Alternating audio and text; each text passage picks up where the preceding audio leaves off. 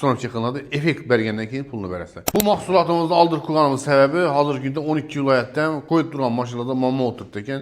MCM, Cherry, Arizo 6 Pro, keyin Jetour mashinalarida ko'pchilik shu mahsulot qo'yilmaganligi uchun har qanday muammolar o'tiribdi. Bu mahsulotni qo'ymasangiz hech muammo bo'ladi. Agarda sizning mashinangiz metan ustanovka qilingan bo'lsa, 25-30% poteriya bo'ladi. Bu degani ot kuchi yo'qoladi.